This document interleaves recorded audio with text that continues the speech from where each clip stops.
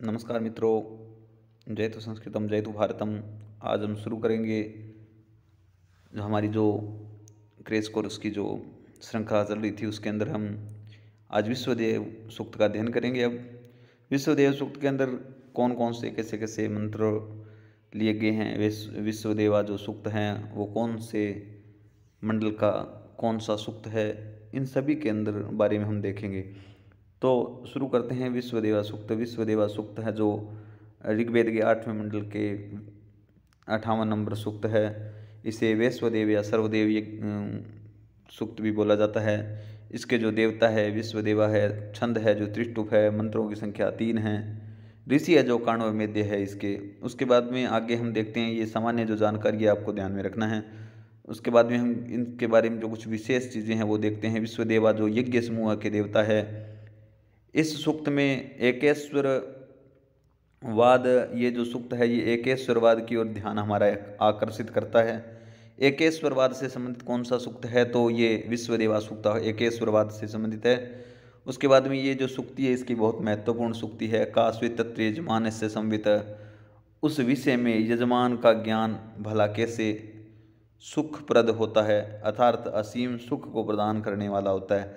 तो यजमान के बारे में, यजमान के कल्याण के बारे में कहा गया है इस सूक्ति के अंदर। ये सूक्ति पूछी जा सकती है मित्रों, महत्वपूर्ण सूक्ति है कि ये कौन से सूक्त की है, तो ये आपको ध्यान में रखना है कि ये संग इसकी विश्वदेवा सूक्त की है। उसके बाद में हमको देखना है एक वा इदम वि बभूव सर्वम, ये जो सूक्ति है ये कहाँ की है। इसके अंदर एको ब्रह्म द्वितीयो नास्ति की भावना मिलती है। एक ब्रह्म द्वितीयो नास्ति की भावना किस सूक्त के अंदर मिलती है, तो ये विश्वदेवा सूक्त के अंदर। और जो एकम वा इदम वि बभूव, ये जो पंक्ति है इस एको ब्रह्म द्वितीयो नास्ति इस भावना का अनुसरण करती है। तो ये भी हमको ध्यान में रखना है। तो कहाँ की है, ये विश्वदेव सूक्त की है, इतना अपने को ध्यान में रखना है। उसके बाद में हमको आगे देखना है किस प्रकार के मंत्र हैं। उसके बाद में अग्नि के अनेक स्वरूप के बारे में बताया गया है। भौतिक अग्नि कौन सी होती है, जो भौतिक अग्नि है जो संसार के अंदर भौतिक स्वरूप होता है वो अग्नि का भौतिक स्वरूप है।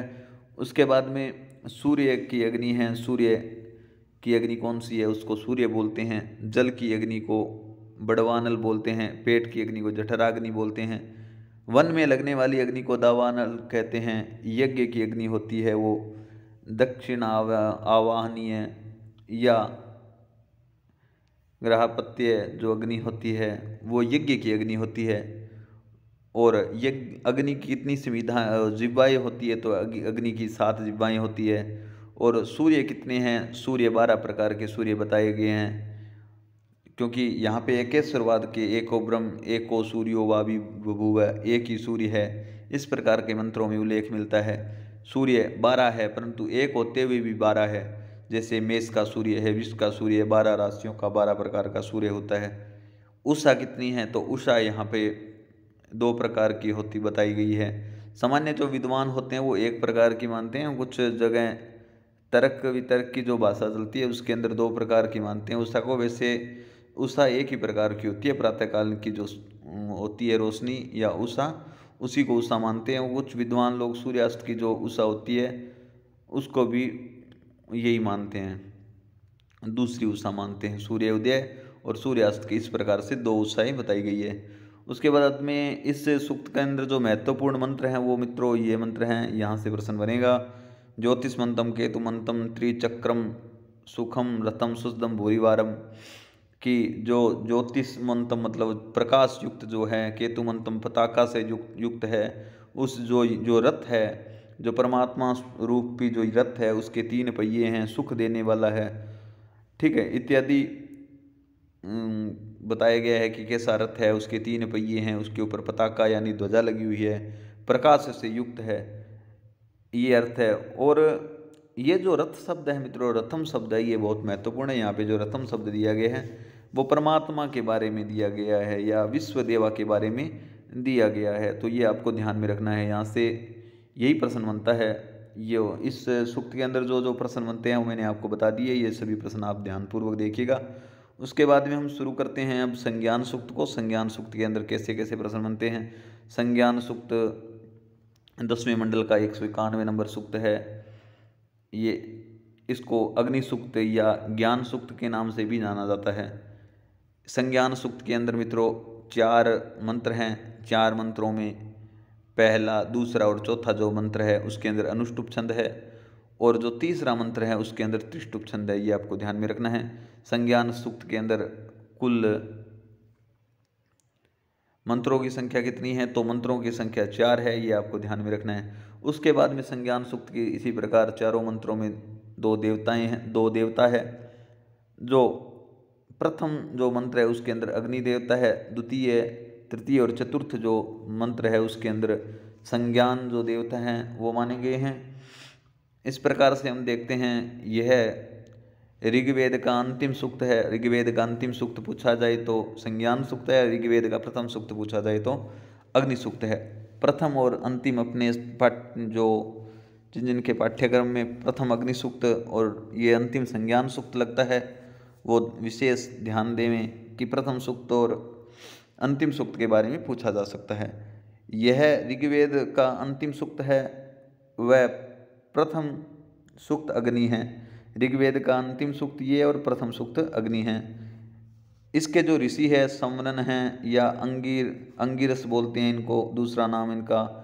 इसके अंदर मंत्रों की संख्या 4 है। इसके अंदर छंद है जो अनुष्टुप है, त्रिष्टुप है, वो मैंने आपको बता दिया। इसके जो देवता हैं वो संज्ञान देवता है या अग्नि देवता है। इसके अंदर पहले मंत्र के देवता अग्नि हैं, शेष 3 मंत्रों में संज्ञान देवता है। त्याग के आह्वान को ही संज्ञान कहा गया है। जो त्याग का आह्वान है उसी को संज्ञान कहा गया है। गति और ज्ञान के प्रतीक, गति और ज्ञान का प्रतीक कौन है? संज्ञान है। अग्नि से इस सूक्त की प्रार्थना की गई है। अग्नि से ही की गई है। इस सूक्त की प्रार्थना किससे की गई है? अग्नि से की गई है। ये आपको ध्यान में रखना है कि संज्ञान सूक्त में किससे प्रार्थना की गई है, तो अग्नि से प्रार्थना की गई है। ये आपको ध्यान में रखना है थोड़ा विशेष।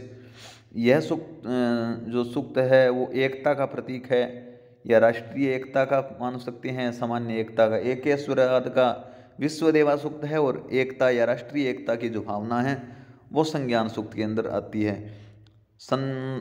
इसके अंदर सैनो वसूनिया भरह है, ये जो मंत्र दिया गया है, सैनो वसूनिया भरह, वह आप हमें धन प्रदान करें। वह यानी अग्नि, वह यानी अग्नि। यहाँ पे जो सह शब्द है वो किसका विशेषण है? प्रथम मंडल के अंदर जो जो सर्वनाम का प्रयोग किया गया वो किसका विशेषण है? तो वो अग्नि का विशेषण है। विषण अग्नि विश्वानी अर्य है। कामनाओं की वर्षा करने वाले कौन हैं? तो अग्निदेव को बताया गया है, विषण अग्नि। ये मंत्र बहुत महत्वपूर्ण है मित्रों। अग्नि सूक्त और यदि ये लगता है तो आपको विशेष पूर्वक ध्यान देना है कि विषण अग्नि है, विश्वानी अर्य है। जो कामनाओं की पूर्ति करने वाले कौन हैं? तो अग्नि हैं। ये आपसे पूछा जा सकता है कि समस्त कामनाओं की पूर्ति करने वाले देवता कौन हैं? तो अग्नि देवता है। उसके बाद में हम देखते हैं समानी वह आकुति ही, कि आप सबका मन या संकल्प समान हो। आपका समान आकुति यानी संकल्प होता है, जो आपका जो संकल्प है सभी का समान होना चाहिए। समाना हृदया निवह, सब लोगों का हृदय समान हो। समान वस्तु वो मनः, आप सबका मन समान हो। इन तीनों पंक्तियों से ही एक ये जो राष्ट्रीय एकता की जो भावना होती है या राष्ट्रीय सामाजिक समानता है, इसकी जो भावना है इसी मंत्र के अंदर ये मिलती है। समानी वह आकुति, समानी हृदयानि वह, समान वस्तु वो मनः इत्यादि जो भावना है इसी मंत्र के अंदर मिलती है। मानव समाज की एकता स्थापित करना इस सूक्त का प्रमुख उद्देश्य है। भावात्मक एकता स्थापित करना इस सूक्त का प्रमुख उद्देश्य है। सामाजिक सद्भावना का प्रतीक यही सूक्त है। संज्ञान शब्द का तात्पर्य है यहाँ एकता, समानता या राष्ट्रीय भावना इत्यादि को बताया गया है। पूरा राष्ट्र एक सूत्र में बंधा गया इस सूक्त के अंदर। ऋग्वेद में 33 देवताओं का नाम उल्लेख है। जो ऋग्वेद में 33 ही देवताओं का नाम उल्लेख है। ये जो संज्ञान सूक्त, जैसे संज्ञान सूक्त में अग्नि का नाम उल्लेख है, जिस प्रकार से संज्ञान सूक्त में अग्निदेव का नाम उल्लेख है। तो आपसे पूछा जा सकता है संज्ञान सूक्त में कौन से देवता का नाम उल्लेख है, तो संज्ञान सूक्त के अंदर अग्नि देवता का नाम उल्लेख है। देवताओं का समूह है मित्रों, इसके अंदर संज्ञान जो ज्ञान के देवता हैं वो बताया गया है, परंतु ये महत्वपूर्ण तथ्य है कि संज्ञान सूक्त के अंदर कौन से देवता का नाम उल्लेख है, संज्ञान या अग्नि या किसका। तो आपको उत्तर अग्नि करना है, तो संज्ञान सूक्त के अंदर अग्नि देवता का नाम उल्लेख है, ये आपको ध्यान में रखना है, विशेष ध्यान में रखना है मित्रों। आगे हम देखते हैं इसी संज्ञान सूक्त के अंदर और क्या है। प्रथम मंत्र में विशेषण है जो विषण अग्नि, जिसको बोलते हैं कामनाओं की पूर्ति करने वाले, ईलस्पदे यानी यज्ञ की संविधा में प्रज्वलित होने वाले अग्नि के विशेषण हैं विषण अग्नि, ईलस्पदे। इस मंत्र में जो छंद है, जो देव छंद है जो अनुष्टुप है, देवता अग्नि हैं। अग्निदेव से धन की याचना की गई है इस मंत्र में। प्रथम जो एकता के जो प्रतीक जो बताते हैं, एकता के प्रतीक कौन कौन से मंत्र हैं, तो एकता के प्रतीक दूसरा, तीसरा और चौथा राष्ट्रीय एकता की प्रतीक है, ये इसका अभिमंत्र है। इस उद्देश्य को बोलते हैं मानसिक समानता, इसी मंत्र से ली गई है। समवो मनांसि जानता मित्रों, ये महत्वपूर्ण है। यहाँ पे ये पंक्ति पूछी जा सकती है मित्रों, समवो मनांसि जानताम, ये आपको ध्यान में रख के जानी है कि ये किस मंत्र की है। तो समवो मनांसि जानताम संज्ञान सूक्त की है, बहुत महत्वपूर्ण तथ्य है मित्रों। तो ये हुआ मित्रों हमारा संज्ञान सूक्त। इस संज्ञान सूक्त में जो जो भी प्रश्न महत्वपूर्ण बनने वाले थे मैंने आपसे चर्चा कर ली है। यदि कैसे आपको ये हमारा क्रैश कोर्स लग रहा है, आप हमको ज़रूर बताइए कमेंट करके, इसके अंदर किस प्रकार की कमी है उसको हम पूरा कर सकें, आप हमको ज़रूर कमेंट करके बताइएगा। तो मित्रों जय तु संस्कृतम जय तु भारतम, आपको ये वीडियो कैसी लगी वो हमको ज़रूर बताइएगा।